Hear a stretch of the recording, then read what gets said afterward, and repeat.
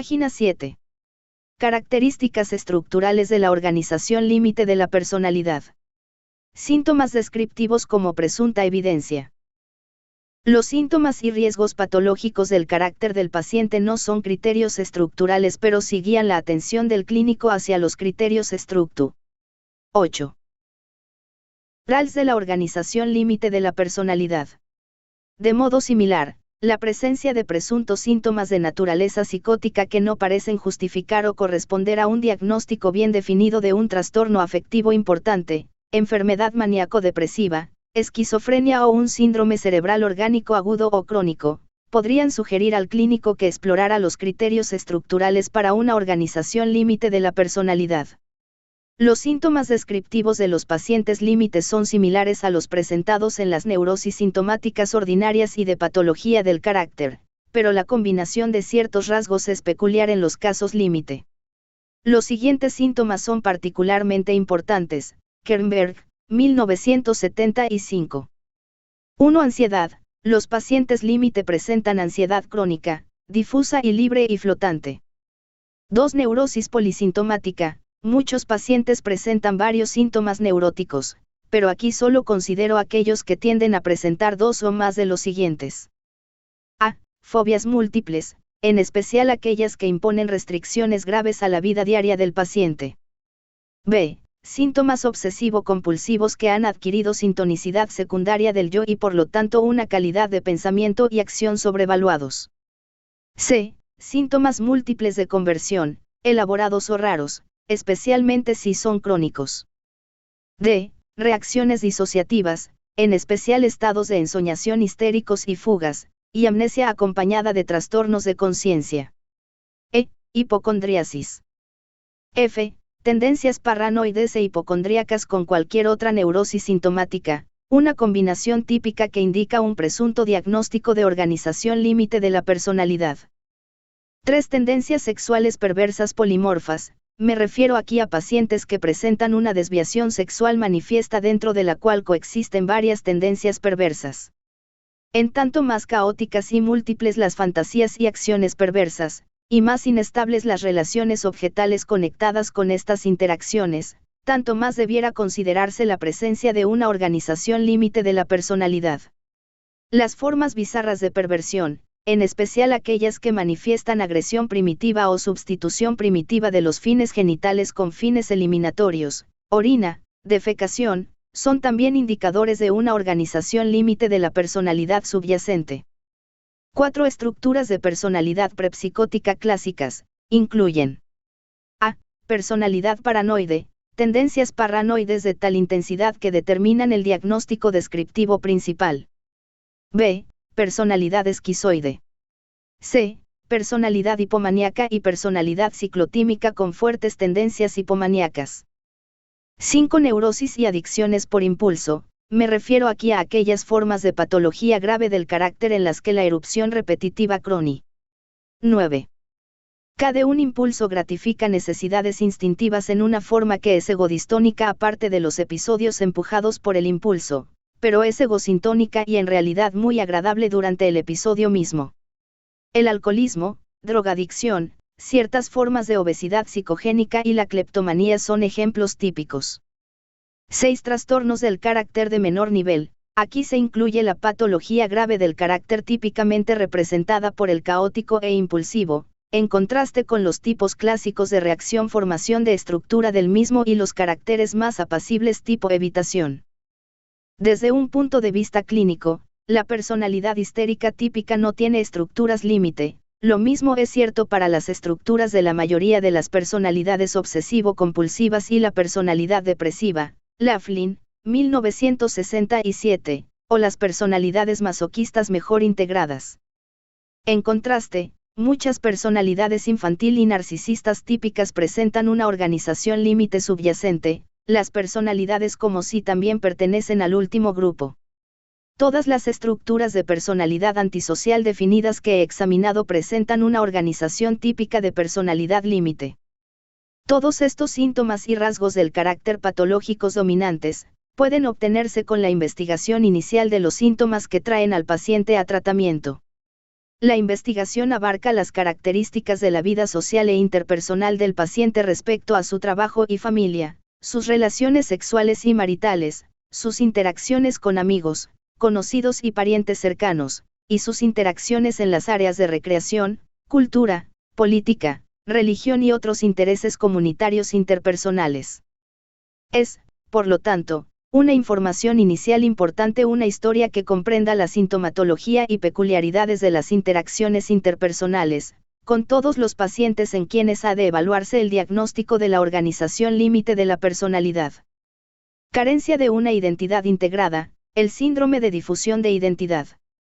Clínicamente, la difusión de identidad se representa por un concepto pobremente integrado del sí mismo y de otros significantes. Se refleja en la experiencia subjetiva de vacío crónico, autopercepciones contradictorias, conducta contradictoria que no puede integrarse en una forma emocionalmente significativa, y percepciones huecas, insípidas y empobrecidas de los demás. En cuanto a diagnóstico, la difusión de identidad aparece en la incapacidad del paciente para transmitir a un entrevistador interacciones significativas con otros, no pudiendo éste empatizar emocionalmente con la concepción del paciente respecto de sí mismo y de otros en tales interacciones. Teóricamente, las siguientes suposiciones subyacen bajo esta falta de integración del sí mismo y del concepto de los otros significantes. Kernberg, 1975. 1. En la organización límite de la personalidad hay suficiente diferenciación de las representaciones del sí mismo y de las representaciones de objetos para permitir el mantenimiento de las fronteras del yo, o sea, una. 10. Clara delimitación entre el sí mismo y los otros. En las estructuras psicóticas, en contraste, está presente una refusión regresiva o falta de diferenciación entre las representaciones del sí mismo y de los objetos.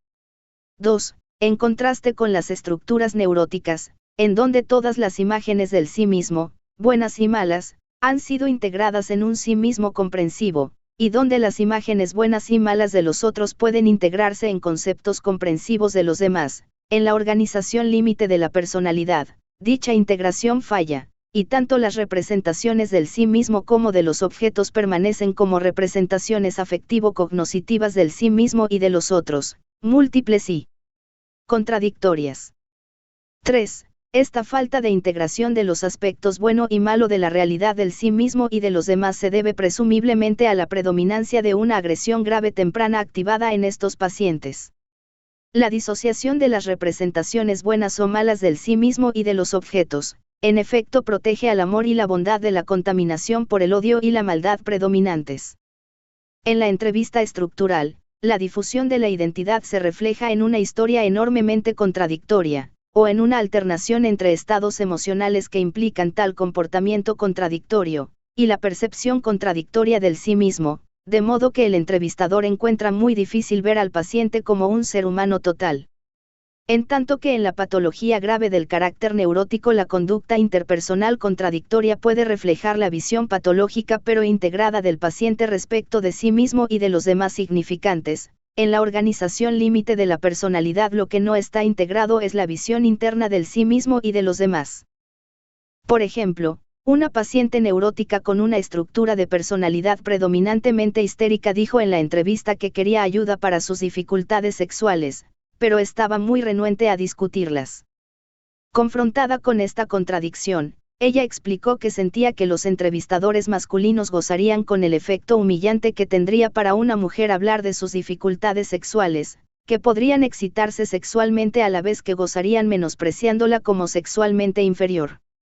Este concepto de los hombres y de la naturaleza humillante de las experiencias sexuales y su revelación eran parte de un concepto integrado aunque patológico de sí misma y de los demás.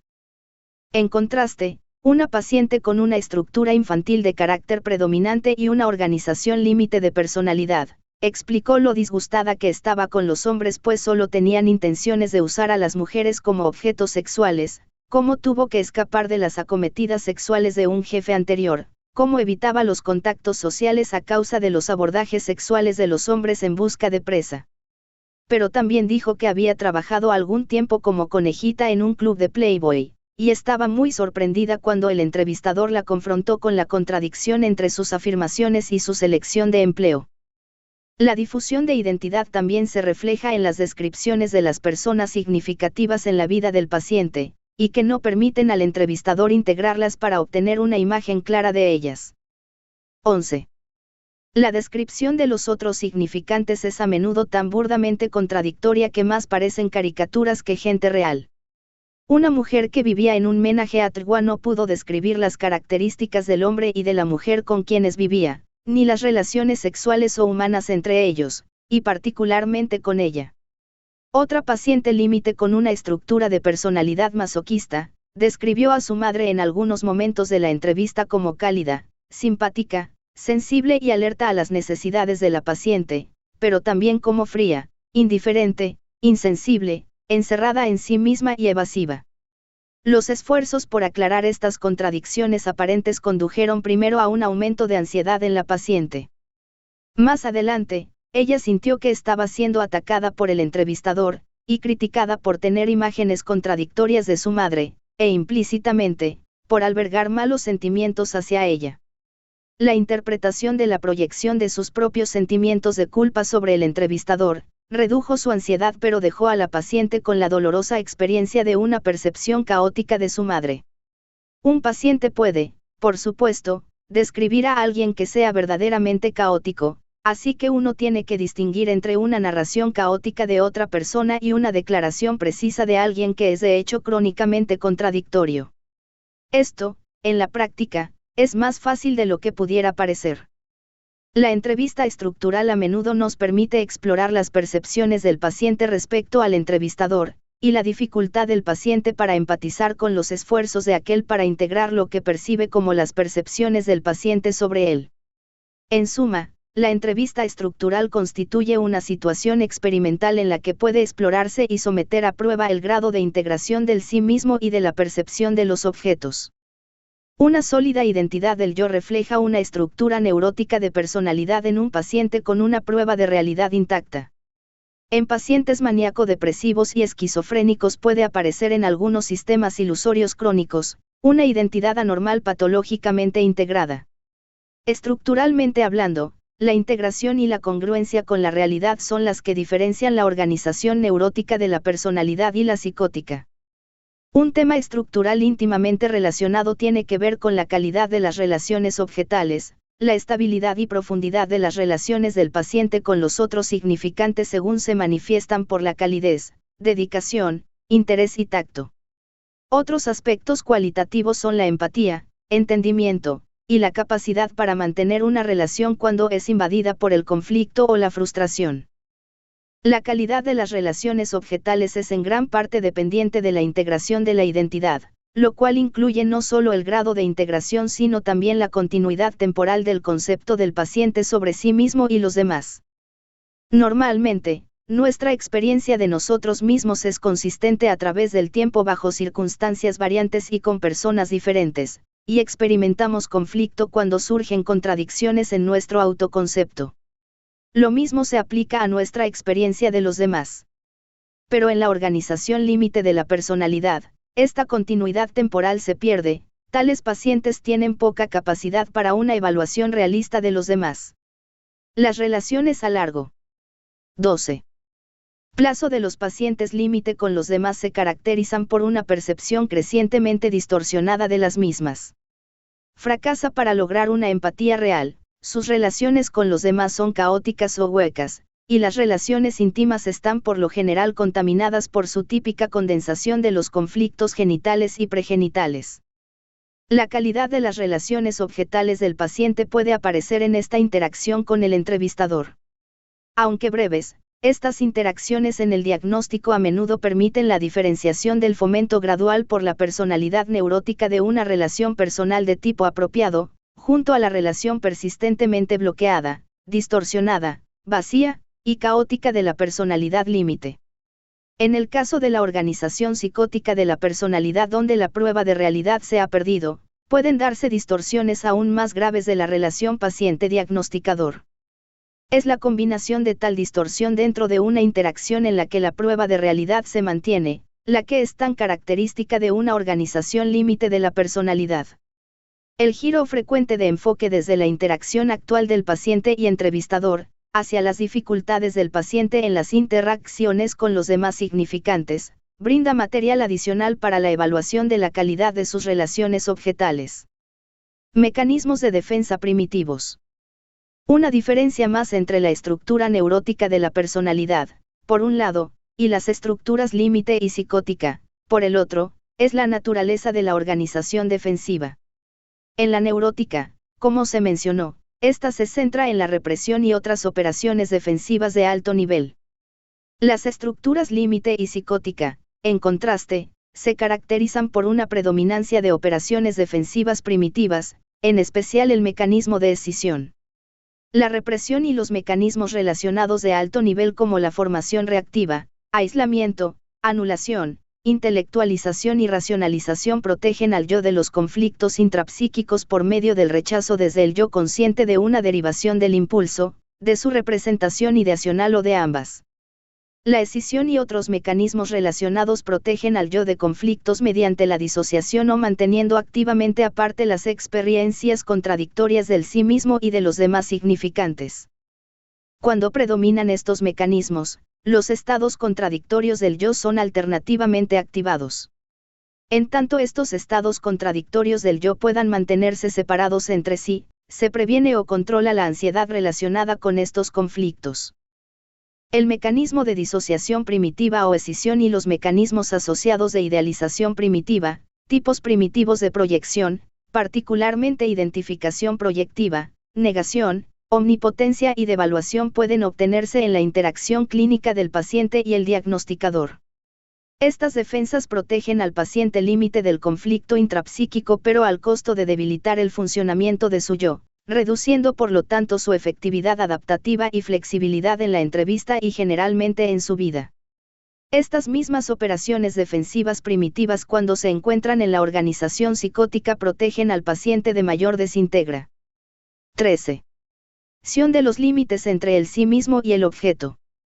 El hecho de que las mismas operaciones defensivas puedan observarse en pacientes psicóticos y límite, y aún servir para diferentes funciones se ha demostrado clínicamente. La interpretación de la escisión y de otros mecanismos relacionados en la organización límite de la personalidad integra al yo y mejora el funcionamiento inmediato del paciente. Este aumento inmediato, si bien, solo transitorio, de la adaptación social y de la prueba de realidad puede utilizarse para fines diagnósticos.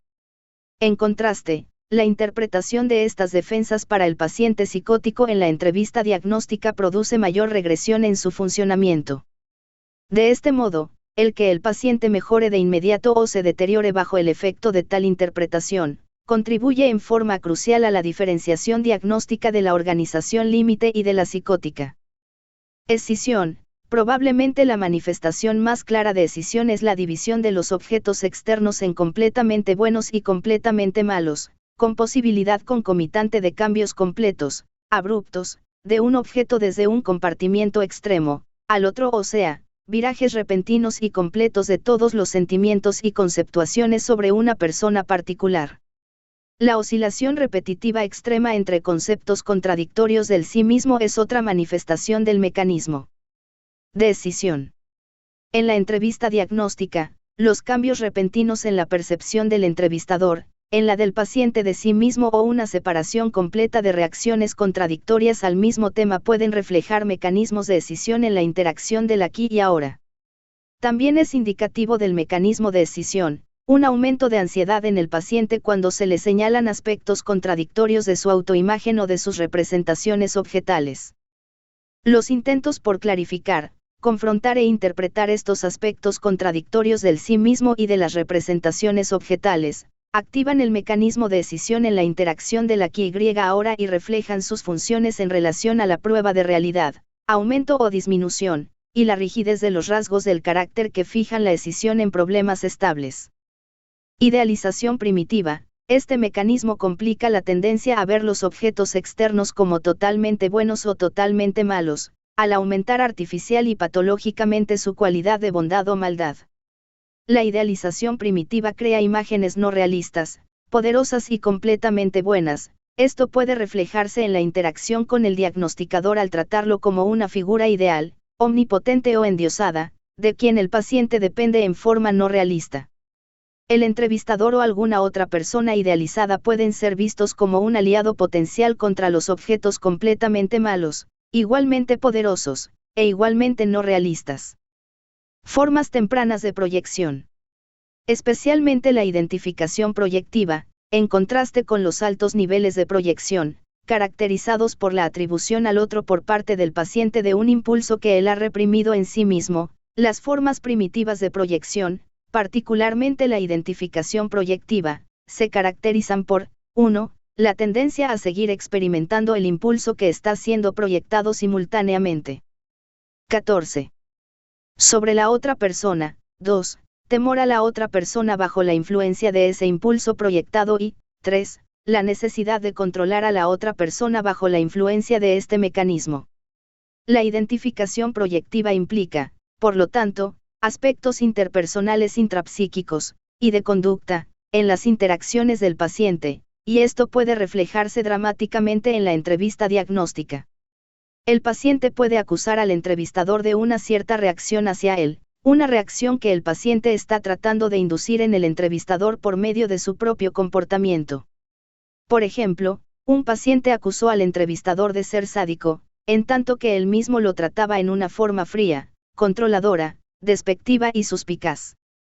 La interpretación de esta operación defensiva en el aquí y ahora, a menudo permite en forma dramática la diferenciación de una personalidad paranoide, una constelación de personalidad límite típica, de una esquizofrenia paranoide. Negación. La negación en los pacientes límites se ejemplifica en forma típica con la negación de dos áreas de conciencia emocionalmente independientes. Podríamos decir que la negación aquí solo refuerza la escisión. El paciente se da cuenta que sus percepciones, pensamientos y sentimientos sobre sí mismo u otras personas, en un momento u otro, son opuestos por completo a los que él había tenido otras veces, pero su memoria no tiene relevancia emocional y no puede influir en la forma que siente ahora.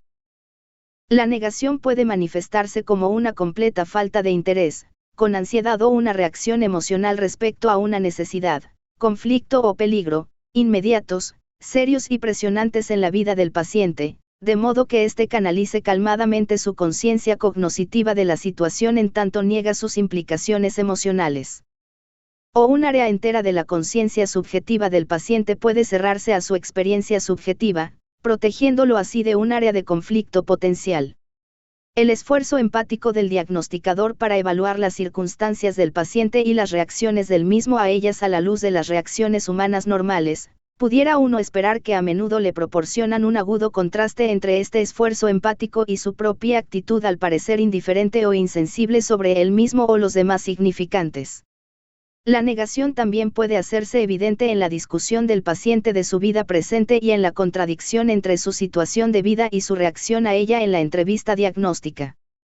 Omnipotencia y devaluación. Tanto la omnipotencia como la devaluación son derivaciones de operaciones de escisión que afectan las representaciones del sí mismo y de los objetos y se representan en forma típica por la activación de estados del yo que reflejan un sí mismo grandioso, muy inflado, en relación con una representación de los demás despreciada y emocionalmente degradante.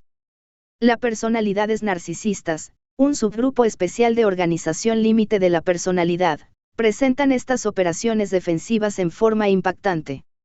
La omnipotencia y la devaluación pueden quedar manifiestas en las descripciones del paciente de los demás significantes y sus interacciones con ellos y en su conducta durante la entrevista diagnóstica.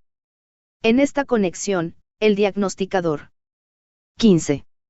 Debería estar especialmente alerta a cualquier indicación sutil o pequeña de conducta patológica que pueda obtenerse en los primeros contactos diagnósticos con el paciente. Considerando que un paciente por lo general trata de presentarse en su mejor forma en una situación nueva, y que, si no es así, puede estarse indicando una grave patología del carácter, uno debe concluir que ambas conductas fuertemente inapropiadas, cuando se presenten, y las desviaciones sutiles de la conducta, de otro modo, perfectamente normal, requieren de exploración en las entrevistas diagnósticas. Pruebas de realidad. Tanto la organización neurótica de la personalidad como la límite presentan mantenimiento de la prueba de realidad, en contraste con las estructuras de personalidad psicótica. Por lo tanto, mientras el síndrome de difusión de identidad y la predominancia de las operaciones defensivas primitivas permiten la diferenciación estructural de los trastornos límite de los neuróticos. La prueba de realidad permite la diferenciación de la organización límite de la personalidad de los principales síndromes psicóticos. La prueba de realidad se define por la capacidad de diferenciar el sí mismo del no sí mismo, lo intrapsíquico de los orígenes externos de la percepción y estímulos, y la capacidad para evaluar realistamente el contenido de nuestro propio afecto, conducta y pensamiento en términos de las normas sociales ordinarias.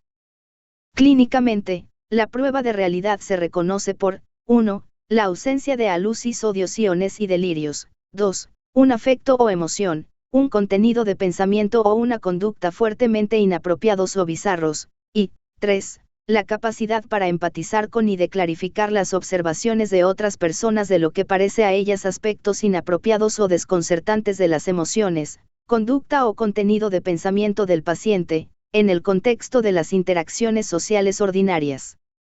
La prueba de realidad necesita diferenciarse de las alteraciones en la experiencia subjetiva de realidad, que pueden estar presentes en algún momento en cualquier paciente con una pena psicológica, y también de la alteración de la relación con la realidad que se presenta en toda la patología del carácter, así como en los trastornos psicóticos más regresivos.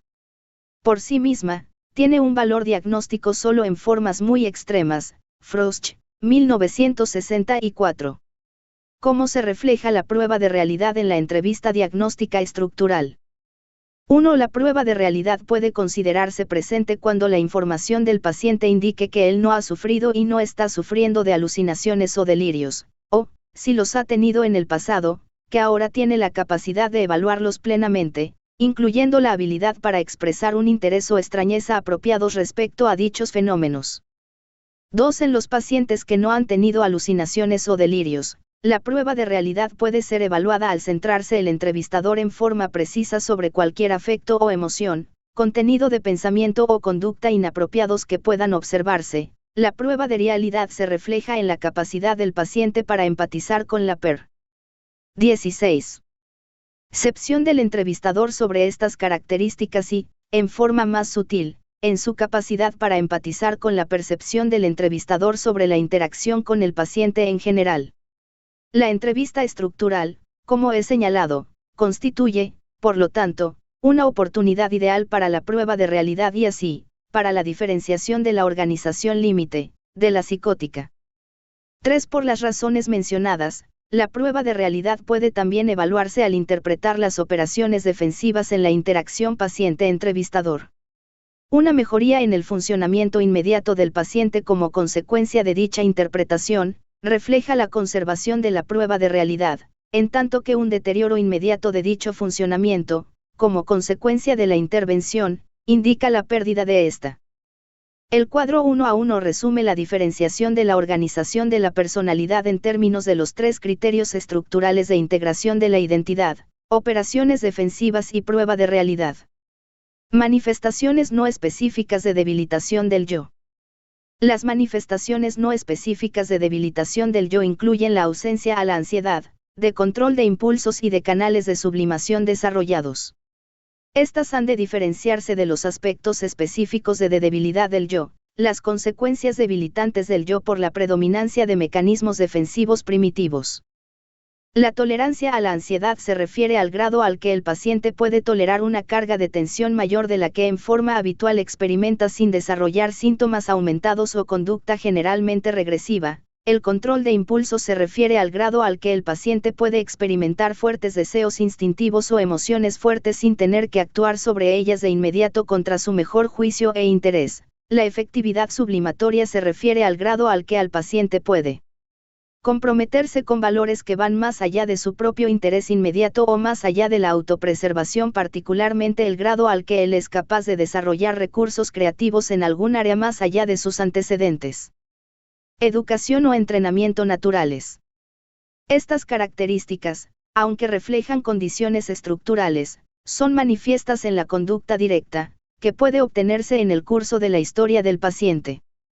Las manifestaciones no específicas de debilitación del yo diferencian la organización límite y la psicosis, de las estructuras neuróticas de la personalidad, pero tienen una función diferenciadora menos precisa y clara entre las estructuras límite y neurótica de lo que es cierto para la integración de la identidad y niveles de organización defensiva. Muchas personalidades narcisistas, por ejemplo, presentan indicaciones de síntomas no específicos de debilitación del yo en menor cantidad de lo que pudiera esperarse.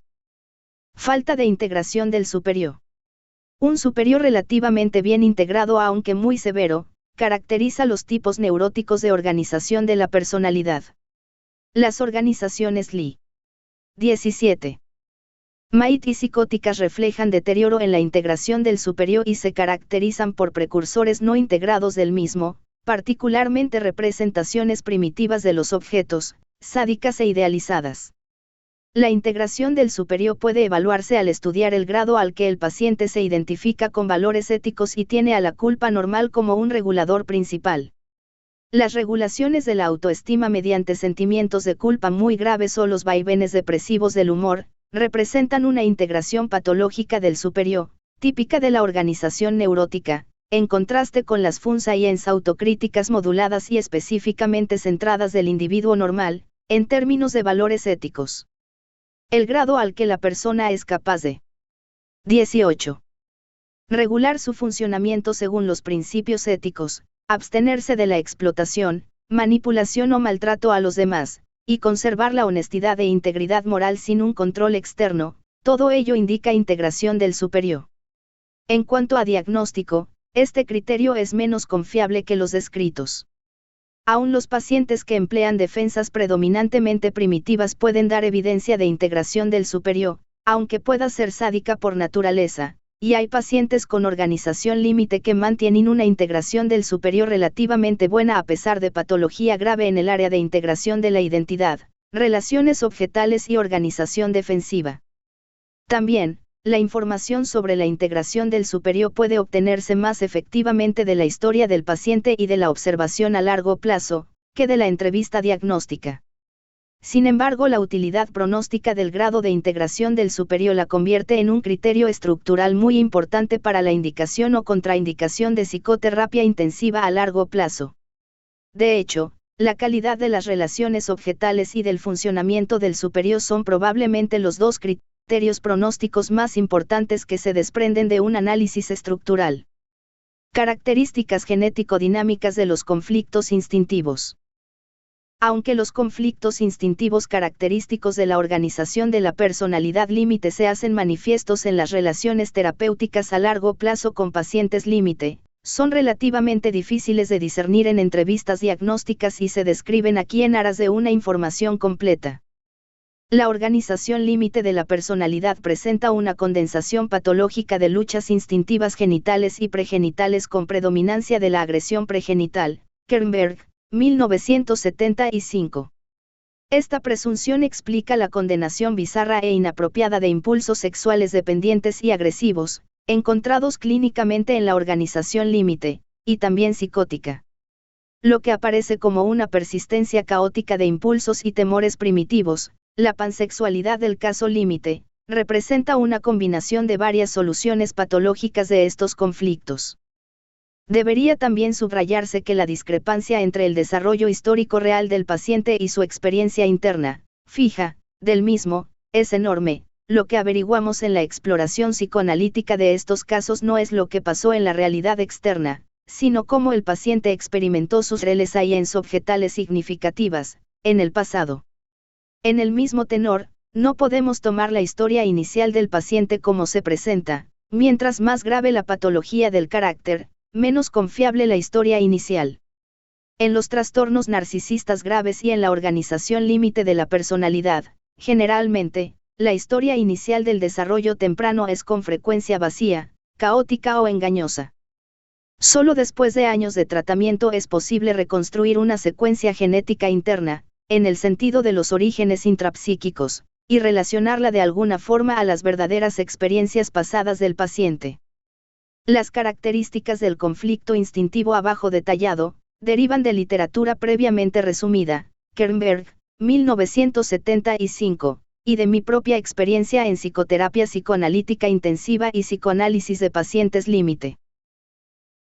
Encontrará un resumen de este audio en la página de YouTube Sentaem Sordos XB.